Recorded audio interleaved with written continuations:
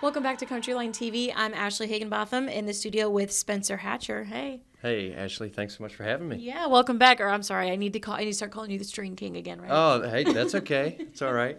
Since you've been here last, you have had a really, really busy rest of the year. I have, yeah. It's been pretty insane, but I've been loving every single minute of it, and it's exciting too because being this busy and then finally starting to see some results of the extreme schedule that I've had. It's so exciting, and I've been, for a long time I've prayed to be this busy and to be here and doing all this stuff, and now it's all coming true. So it's been great. Yeah, I actually saw this thing last night that said you should be grateful for being so tired from everything you've prayed for. Yes, ma'am. I feel like that's hitting you. Absolutely. Yes, that's 100% the case. I was looking at your Instagram. You were you at the CMAs last night? I was. Yeah, what were you doing there? What was that about?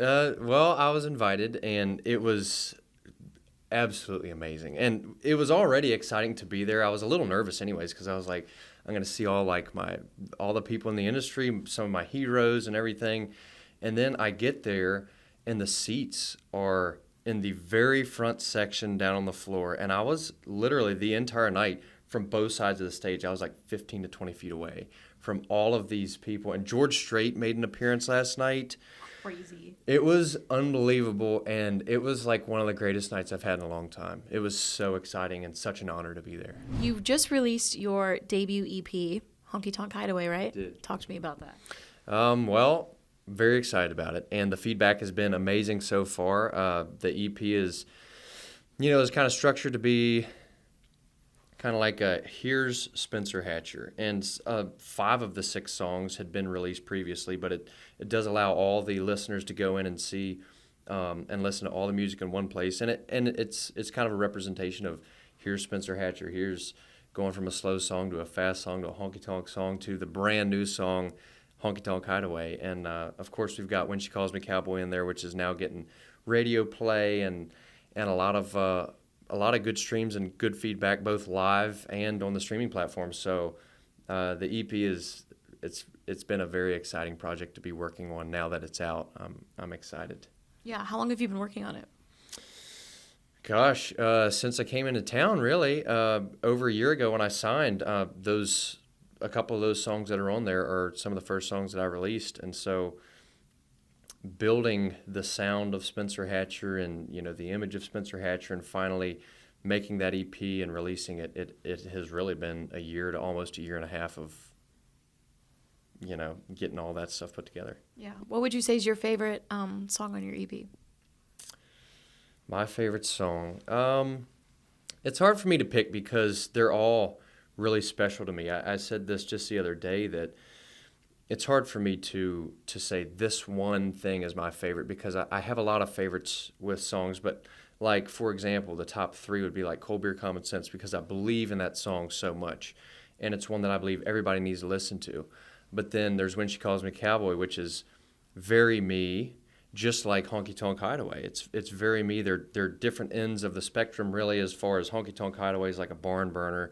When She Calls Me Cowboy is just raw, pure country music, and it's kind of slowed down and relatable to all the people. So I love a lot of the songs that's on there, but I will say When She Calls Me Cowboy, we've put a tremendous amount of work behind. We've been doing radio tour, promoting it, and so, of course, I'm really glad to see that one. But the brand new one, Honky Tonk Hideaway, is it's an exciting song, and we just started getting to play it live, and it's been received very well. So I'm excited about it. What do you have planned for 2026?